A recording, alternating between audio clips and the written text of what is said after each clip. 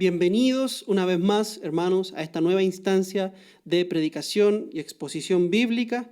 Si no me conoce, mi nombre es Gonzalo Córdoba y yo soy uno de los ancianos de esta comunidad de fe llamada Fortaleza. Así que le doy una calurosa bienvenida en el nombre de aquel que está por sobre todas las cosas, que es nuestro Señor Jesús.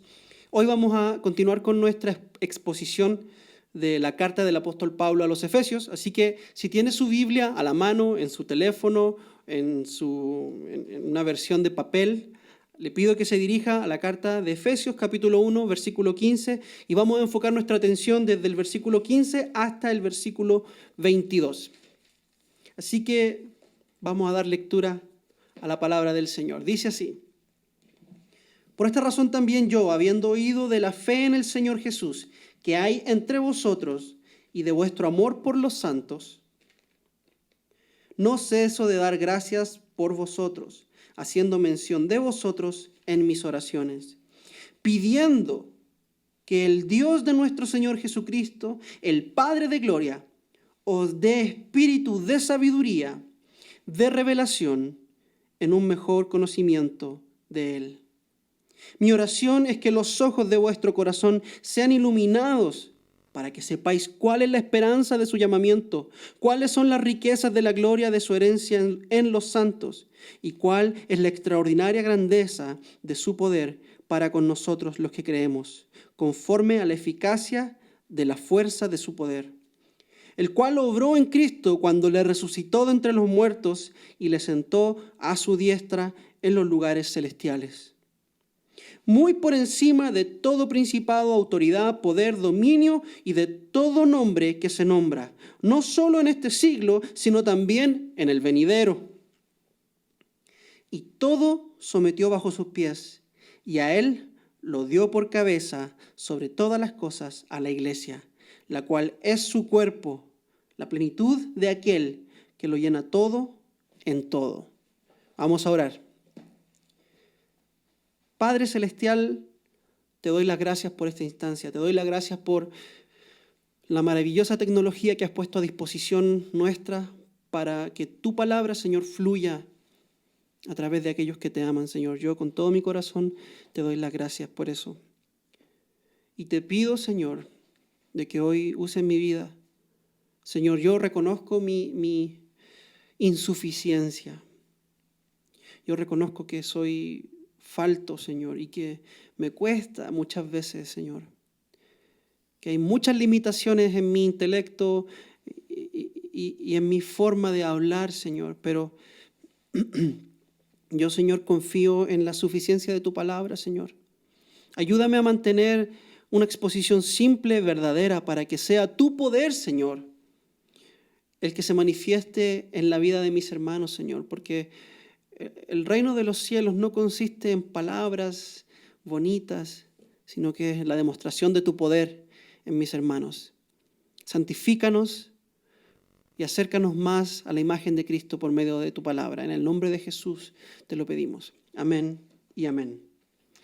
Hermanos, si nosotros hacemos una evaluación de nuestra vida, nos vamos a dar cuenta de algo, que nuestra vida, al final de cuentas, es simplemente el reflejo de lo que nosotros sabemos.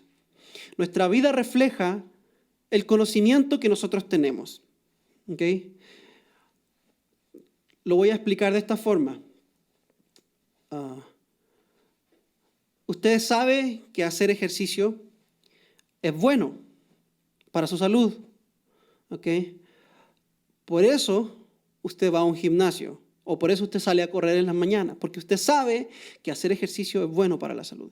Usted sabe que tomar 2 litros de Coca-Cola al día es malo para la salud. Y por eso usted no toma 2 litros de Coca-Cola a la semana. Espero que no lo haga. ¿Okay? Porque es malo. Entonces, nuestra vida es el reflejo de lo que nosotros sabemos. Somos el resultado del conocimiento que aplicamos a nuestra vida. Y esto es un punto importante porque en la Biblia el conocimiento no es solamente la información que está en nuestra memoria, sino que cuando la Biblia habla acerca de conocimiento, habla acerca de aquello que sabemos con la mente, pero que aplicamos a nuestra vida y ese conocimiento que vivimos. Eso es el verdadero conocimiento en la Escritura. Porque hay muchas personas que sí saben que el ejercicio es bueno para la salud, pero se levantan a las 11 de la mañana para seguir acostados o ver tele. ¿Okay? Aunque saben que la actividad física es buena, no la practican. Entonces, en la Biblia diría que ellos no saben que el ejercicio es bueno para la salud. Hay gente que sabe que tomarse un café con 5 cucharadas de azúcar es pésimo para la salud. Lo saben, lo tienen aquí en la mente, pero aún así lo hacen. ¿Okay? Entonces, la Biblia diría que ellos no saben que esa cantidad de azúcar es dañina para la salud, porque a pesar de que el conocimiento está acá, no se manifiesta en su forma de vivir. ¿Okay? Entonces, para Pablo y para la Biblia en general, el conocimiento es algo que nosotros vivimos, es algo que nosotros aplicamos en nuestra vida. Ahora, es cierto que todo conocimiento parte en la memoria. Todo conocimiento que nosotros terminamos por vivir, terminamos por aplicar en nuestra vida, en algún minuto partió en nuestra memoria. ¿Okay? Por esa razón, nosotros predicamos, para que usted llegue a conocer cognitivamente el mensaje que Dios quiere que usted conozca, porque a través de ese mensaje usted sufre transformación en su vida. ¿Okay? Entonces, toda transformación y todo conocimiento parte en la memoria, parte en la mente, ¿okay? Pero para que se haga vida, para que se haga conocimiento real, como la Biblia lo describe, tiene que ser aplicado a nuestra vida. ¿Okay? Tiene que haber algo sobrenatural en nuestra vida que nos permita realmente conocer, ser revelado ese conocimiento. ¿Okay? Este es el punto de esta sección, hermanos. Esta es la idea que Pablo trata de comunicar acá. Pablo está orando por los hermanos. Pablo está orando por los hermanos, ¿para qué? Para que lo que dice el versículo 17 y 18, dice, pidiéndole a Dios que a Dios, el Dios de nuestro Señor Jesucristo, el Padre de gloria, que les dé un espíritu de sabiduría y de revelación en un mejor conocimiento de Él. Y el versículo 18 dice lo siguiente, mire, mi oración es que los ojos de vuestro corazón sean iluminados. ¿Para qué? Para que sepáis, para que sepan, para que entiendan, conozcan. No solamente conozcan con su mente una información de escuela, que vamos y anotamos cosas en el cuaderno y nos la aprendemos de memoria y hacemos una prueba y respondemos las preguntas correctas. No. Pablo no quiere que tengamos solamente ese tipo de conocimiento. Pablo quiere que tengamos revelación, que nuestro corazón sea iluminado, que tengamos un espíritu de sabiduría, un mejor conocimiento de Él. ¿Por qué? Porque el conocimiento que viene de Dios es lo que nos puede transformar. El conocimiento que viene de su palabra y que es impartido a nuestro ser de parte de Dios es lo que realmente nos puede transformar. La transformación, la santificación, el poder vivir lo que aprendemos es algo que Dios hace en el hombre. No es algo que nosotros podemos manufacturar. Nosotros no podemos producir transformación en nuestra vida. Es Dios quien produce transformación. Lo que nosotros sí podemos hacer, hermanos queridos, es disponer nuestra vida. Disponer nuestra vida para que Él nos transforme. Para que Él, como dice Pablo, nos abra los ojos del corazón, nos ilumine los ojos del corazón, para que Él nos dé un espíritu de sabiduría. Eso es lo que nosotros podemos hacer, es disponer nuestra vida delante de Dios. ¿Okay? Ponernos con manos abiertas, con corazón abierto, para que Él lo haga. Hermanos, porque esta carrera no es del que corre más rápido. Tampoco es del más inteligente, porque si fuera así, hermanos, muchas personas que son mucho más inteligentes que nosotros creerían en Dios, pero no creen. Entonces es maravilloso esto porque el conocimiento de Dios no es revelado al más inteligente, es revelado al más humilde, aquel que dispone su vida para que Dios le revele estas verdades y él las pueda vivir y ser transformados y vivir una vida digna de lo que Dios ha hecho por él. Como dice Pablo en el capítulo 3, Si nosotros vemos esta carta, ya lo hablamos esto en las primeras 2 semanas, los capítulos 1, 2 y 3 nos muestran lo que Dios ha hecho por nosotros. Y el capítulo 3, 4 y 5 nos muestra cómo debemos vivir de acuerdo a lo que Dios ha hecho por nosotros. Es como, Dios hizo esto por usted, ahora usted viva de esta forma que refleje lo que Dios hizo por usted. ¿Ok?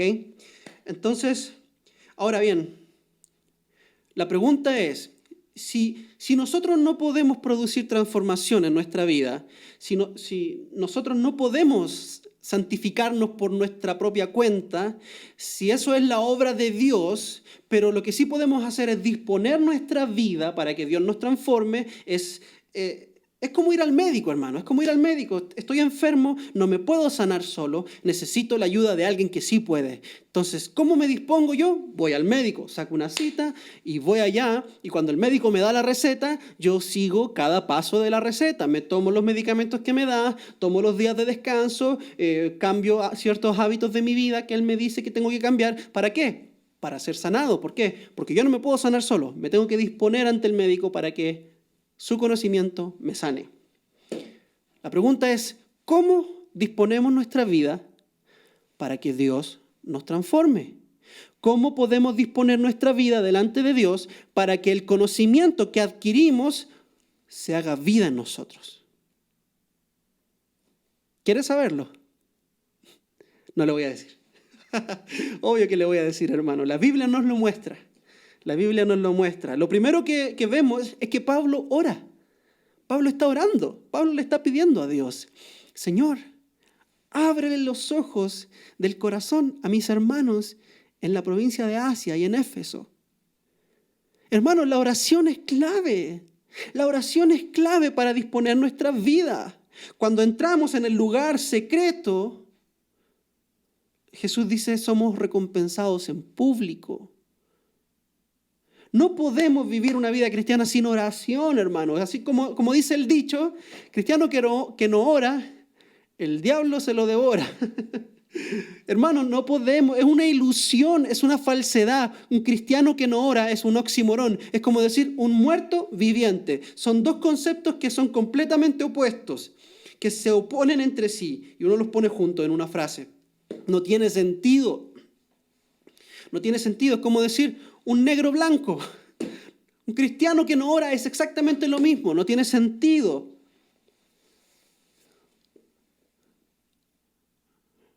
Un cristiano que no ora es un cristiano que no cree en Dios. Por lo tanto, no es cristiano. Un cristiano que no ora es un cristiano que piensa que él es lo suficientemente fuerte como para no acudir a Dios para que Dios venga a su rescate. Pablo ora, le dice, yo le pido a Dios que Dios les muestre a ustedes, que Dios les dé revelación. Ahora la pregunta, ¿le está usted pidiendo a Dios que le dé a usted revelación? ¿Viene usted delante de la presencia del Señor en oración a decirle, Dios, por favor, revélame tus verdades, muéstrame la verdad, muéstrame el camino, enséñame?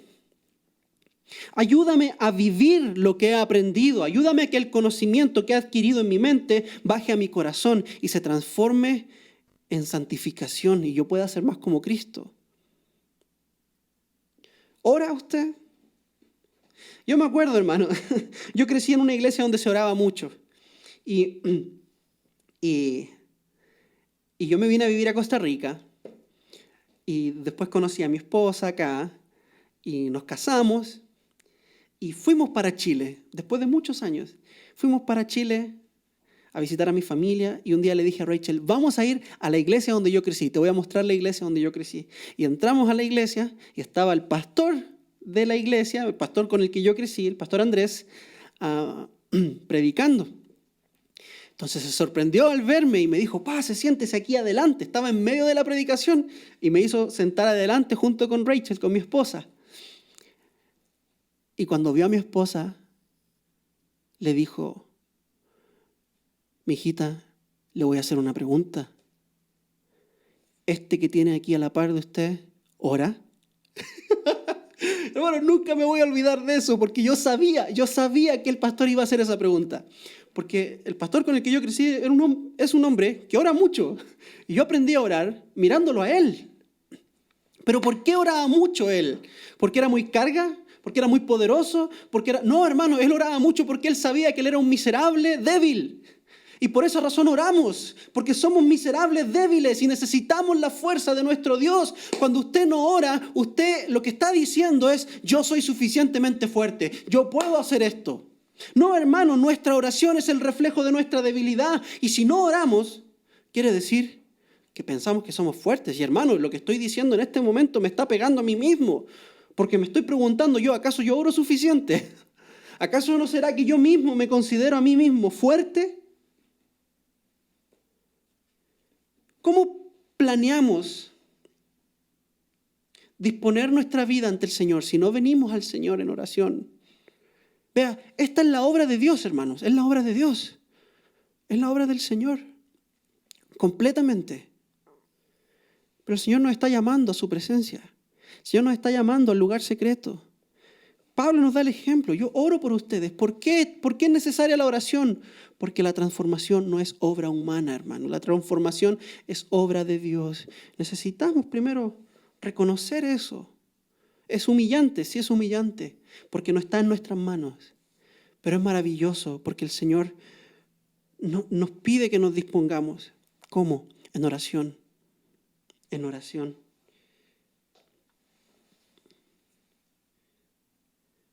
Segundo, ¿cómo nos disponemos? Pablo dice que él ora que nosotros conozcamos, que él quiere que sepamos la esperanza del llamamiento, las riquezas de su gloria y la extraordinaria grandeza de su poder.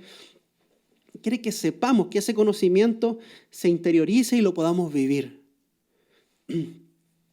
Ahora bien, ¿cómo se va a interiorizar el conocimiento si no hay conocimiento? ¿Cómo vamos a poder vivir algo que no sabemos cognitivamente? Por eso le decía, la transformación, el conocimiento parte en la memoria, en la mente, parte en las cosas que sabemos y que entendemos. Y luego eso se hace realidad en nuestra vida. Ahora la pregunta es, ¿cómo podemos ser transformados? ¿Cómo podemos vivir ese conocimiento si no lo tenemos? Por esa razón, hermanos, no solamente necesitamos vivir una vida de oración, sino que vivir una vida conectados a este maravilloso libro que tengo acá en mi mano, que se llama la Santa Biblia. ¿Usted quiere ser transformado sin la Biblia? Usted nunca será transformado. ¿Usted quiere ser transformado sin la Biblia? Entonces probablemente usted ni siquiera cristiano sea. Porque una de las cosas que el Espíritu de Dios hace cuando viene a morar dentro de nosotros, Él nos da un nuevo afecto por su palabra. Pablo dice, yo le pido a Dios, al Padre de nuestro Señor Jesucristo, que les dé un espíritu de sabiduría y de revelación. ¿Sabe lo que es revelación? Correr la cortina. Eso es revelación. Correr la cortina. Cuando usted se levanta en las mañanas y usted corre la cortina de su casa para que entre la luz, para que pueda ver el exterior, eso es revelar, quitar el velo, ¿ok? Ahora, cuando quitamos el velo, podemos ver con claridad aquello que hemos puesto frente a nuestros ojos. Pero ¿qué pasa si lo único que ponemos frente a nuestros ojos es Facebook, Instagram, YouTube y el fútbol? Y no ponemos la palabra de Dios frente a nosotros. No hay nada que revelar entonces. No hay nada que interiorizar entonces. Que ¿cómo disponemos nuestra vida para que el Señor produzca cambios, para que el Señor produzca vida, para que el conocimiento se haga realidad? Disponiéndonos para orar y disponiéndonos para leer la palabra. Yo le he insistido, hermanos, en estos días de encierro y de pandemia, no bajar la guardia, mantengamos nuestras disciplinas espirituales. ¿Por qué? Porque es posible que el gobierno no nos permita reunirnos y esto tiene que cambiar. Pero el gobierno no le está prohibiendo a usted orar. El gobierno no le está prohibiendo a usted leer la Biblia. Y ese es el alimento que usted necesita, la palabra de Dios. Ahora bien, hermanos, ¿cuál es el conocimiento que Pablo quiere que estos hermanos sepan? ¿Cuál es el conocimiento que Pablo quiere que estos hermanos obtengan para que haya vida y transformación y puedan vivir una vida digna del llamamiento? Son tres cosas, son tres cositas. Primero, lo que Dios hizo por los efesios. Segundo, lo que Dios le dio a los efesios. Y tercero, dónde Dios posicionó a los efesios. Y déjeme decirle algo, hermano. Mi objetivo es que usted entienda esto mismo. Lo que Dios hizo por los efesios, lo que Dios dio a los efesios y dónde Dios puso a los efesios, dónde los posicionó. ¿Por qué? Porque yo quiero que usted lo entienda. Porque esto es exactamente lo que Dios hizo por usted si usted realmente ha puesto su fe en Jesús. Esto es lo que Él hizo por usted. No solamente lo hizo por los efesios, lo hizo por usted también.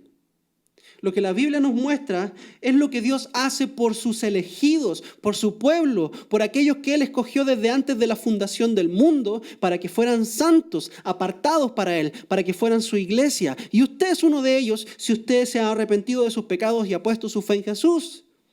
Entonces mi objetivo hoy es que usted conozca estas cosas, usted obtenga este conocimiento y por medio de la lectura de la palabra y de la oración, usted disponga su vida para que el Señor lo transforme a usted, lo haga más a la imagen de Cristo, lo haga más útil y maduro en la fe. Porque usted tiene que saber algo. Todo lo que yo voy a decir, Dios ya lo hizo por usted. Dios ya se lo dio a usted y Dios ya lo posicionó en ese lugar celestial. ¿Okay?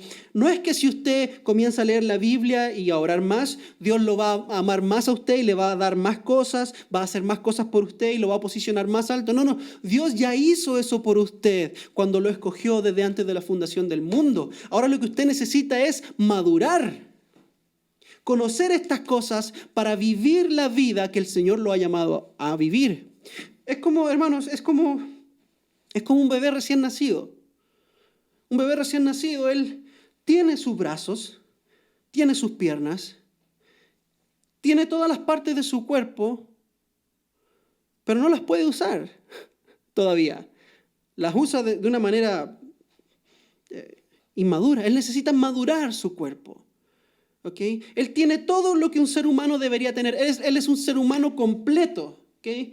No puede ser más ser humano y tampoco puede ser menos ser humano. Cuando un bebé nace es un ser humano. De hecho, cuando el bebé está en la concepción, cuando se une el espermatozoide con el óvulo, tenemos a un ser humano que tiene toda la información para desarrollarse, pero todavía no puede desarrollarse completamente como un adulto porque necesita madurar.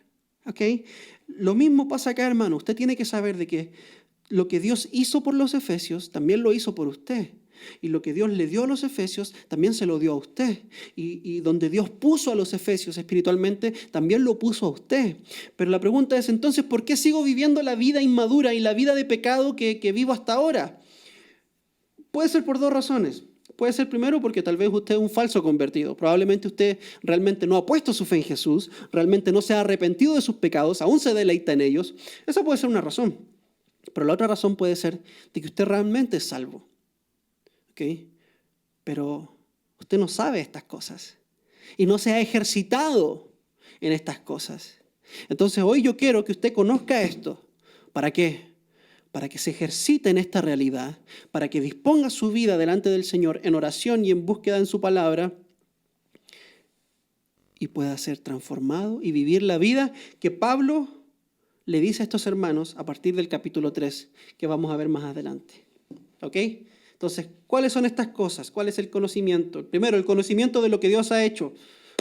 Ya lo vimos esto la semana pasada. ¿Qué fue lo que Dios hizo por los efesios? Primero, los predestinó para ser sus hijos. Hermanos, Dios nos predestinó para ser hijos de Él. Lo vemos en el versículo 5 del capítulo 1. Hermanos, si solamente tuviéramos eso de lo que Dios hizo por nosotros, si dijéramos Dios me predestinó para ser su hijo y ya, hermanos, eso sería suficiente para una vida de adoración, para una vida de escribir poesía y una vida de gratitud delante de Dios, porque no merecíamos ser ni siquiera los siervos en su casa, los esclavos más indignos. Y Dios nos predestinó para ser hijos. Ahora, hermanos, para nosotros es un poco difícil porque muchos de nosotros tuvimos malos padres, ¿ok? Entonces, si alguien me dijera a mí que mi papá me predestinó para ser su hijo desde antes de la fundación del mundo, en realidad yo no sabría cómo responder porque Mi papá cometió muchos errores, ¿sí? No fue el peor padre, pero tampoco fue el ejemplo de paternidad, ¿ok? Pero cuando pensamos en que nuestro Dios es el Padre de las luces, un Padre perfecto, y sabemos que Él nos predestinó para ser sus hijos, eso es maravilloso. ¿Qué más hizo el Señor por nosotros? Nos redimió. También vimos la semana pasada esto, que la imagen acá es de un esclavo que es comprado para ser puesto en libertad. Éramos esclavos del pecado, de la oscuridad, de la muerte. El Señor nos tomó, pagó un precio por nosotros, su sangre, y nos puso en libertad para amarle a Él y servirle. ¿Qué más hizo el Señor por nosotros? Nos perdonó. ¿Qué cosa? Nuestros pecados. ¿Cómo lo hizo? Porque Cristo los pagó. Cristo murió en nuestro lugar. Cristo sufrió el castigo por nuestros pecados. ¿Para qué? Para que nosotros que hemos puesto nuestra fe en Él, recibamos el perdón. Eso lo vemos en el versículo 7 del capítulo 1. ¿Qué más hizo Dios por nosotros? Nos dio a conocer el misterio de su voluntad. Hermanos, se dio a conocer, no se escondió, no se fue ahí detrás de la roca para que nadie lo encontrara, no se metió en un cuarto de un hotel, no. Él se mostró y dijo, vean, esto es lo que yo soy y esta es mi voluntad para ti. Maravilloso. ¿Qué más? Nos dio una herencia, lo dice en el versículo 11. Es que este mundo nos odia, este mundo no tiene nada para nosotros y Él nos ha dado una herencia en los cielos, así como dice Primera de Pedro, capítulo 1. ¿Qué más ha hecho por nosotros? Nos selló. Nos selló, dijo, usted es mío y aquí está la marca de que usted es mío hoy, mañana y para siempre. Y lo que yo comencé en usted, lo voy a terminar. Todo eso Dios lo hizo por nosotros. Y Pablo desea con todo su corazón, él ora para que los hermanos en Éfeso sepan qué fue lo que Dios hizo por ellos. ¿Por qué, hermanos? ¿Por qué yo estoy hablando esto? Porque yo quiero que usted sepa que lo que Dios hizo por los efesios, también lo hizo por usted. No predestinó, redimió, perdonó, dio a conocer su voluntad, dio una herencia y selló solamente a los efesios. También lo hizo con usted. Usted es un predestinado. Usted es un redimido, un perdonado. Dios se le ha revelado a usted. Usted ha recibido una herencia y ha sido sellado por Dios. Todo esto Dios lo ha hecho por usted simplemente porque Él quiso.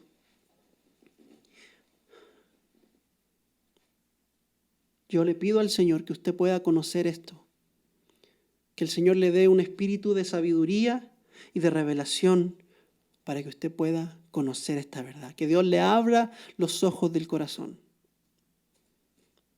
para que pueda vivir como uno que fue predestinado, para que pueda vivir como un hijo de Dios. Si Dios lo predestinó a usted para ser hijo, usted va a vivir como un hijo de Dios. A mí me da mucha gracia el hijo del presidente Donald Trump. Es un jovencito bien rubiecito, bien gringo. Y hay ciertas cosas que los hijos de los diplomáticos y de los presidentes y de los políticos pueden y no pueden hacer. ¿Okay? Hay cierta ropa que pueden o no pueden usar y hay ciertas cosas que pueden y no pueden decir, simplemente por ser los hijos de alguien que es importante. Por esa razón, hermanos, cuando un anciano de la iglesia tiene hijos que no están en sujeción, ese anciano queda descalificado para ser anciano, porque los hijos no están reflejando la vocación de su padre. O probablemente porque los hijos están reflejando la mala administración de su padre. El punto aquí, hermanos, es que si somos hijos de Dios, no podemos vivir como si fuéramos hijos de cualquiera. Si somos redimidos por Dios, tenemos que vivir como si somos libres, no como esclavos. Si somos perdonados, tenemos que vivir en una conciencia limpia, no en una conciencia sucia y lleno de culpa. Si Dios nos ha dado a conocer su voluntad, tenemos que vivir con dirección, sabiendo cuál es la voluntad de Dios, no arrastrados por todo viento de doctrina y de moda, etcétera.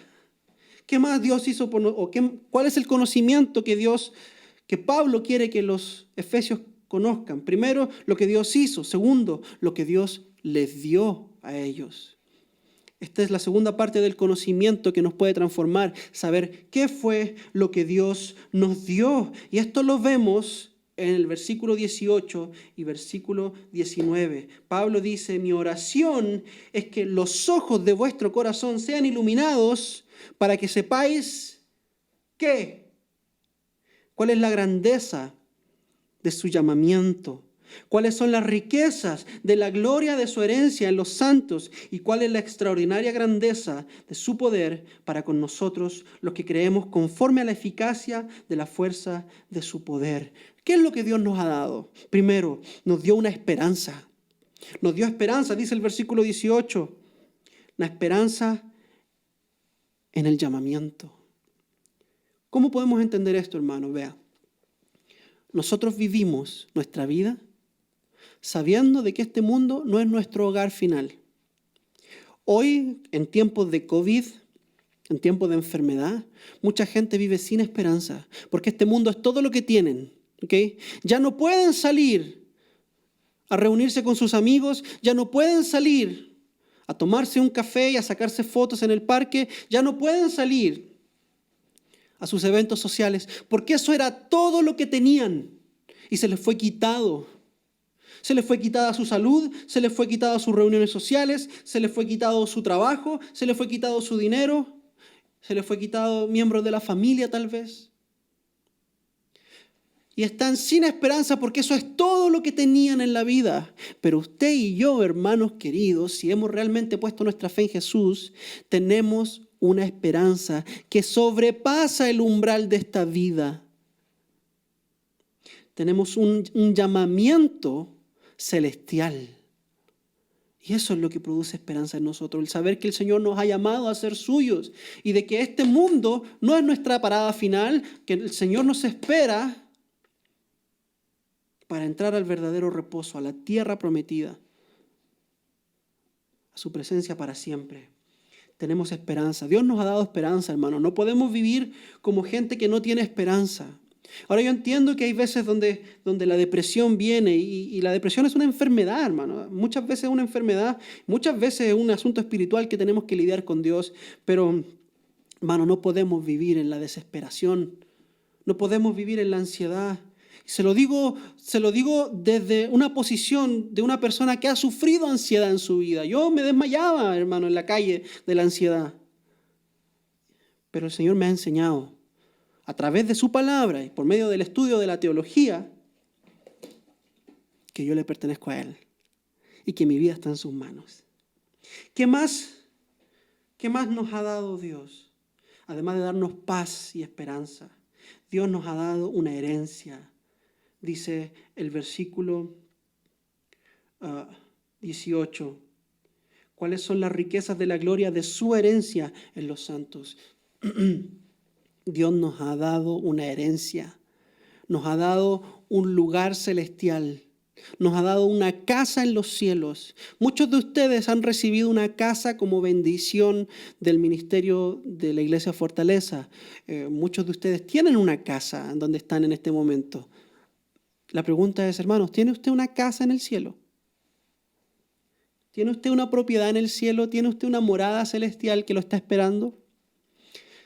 ¿Sabe usted que al morir hay una herencia que tiene su nombre? Yo lo sé y espero que usted lo sepa. El Señor nos ha dado una herencia, nos ha dado una esperanza de eternidad, hermano. Este mundo, como digo e insisto, y lo voy a seguir diciendo hasta que me muera, este mundo no es nuestro hogar, este mundo no tiene nada para ofrecernos, nada, nada, nada. Él nos ha dado una herencia en los cielos. Una nueva tierra, un nuevo cielo, preparado para usted y para mí. ¿Qué más nos ha dado? Nos ha dado poder, dice el versículo 19. La extraordinaria grandeza del poder para con nosotros los que creemos, conforme a la eficacia de la fuerza de su poder. Él nos ha dado poder, hermanos. Y este poder se ha manifestado en diferentes formas, pero Pablo nos dice que este poder es el mismo poder que levantó a Cristo de los muertos.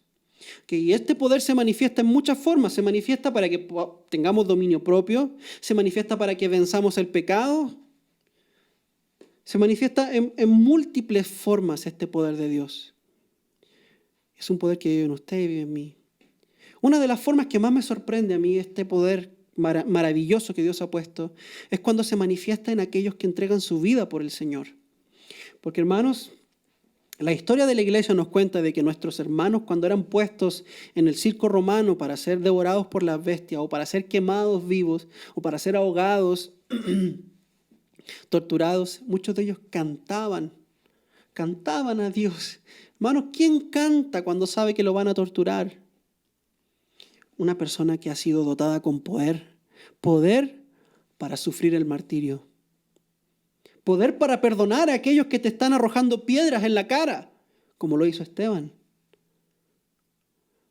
Ahora, ¿qué tal poder para decirle que no a esta cosita? ¿Qué tal poder para renunciar al pecado? Dios nos ha dado poder, hermanos.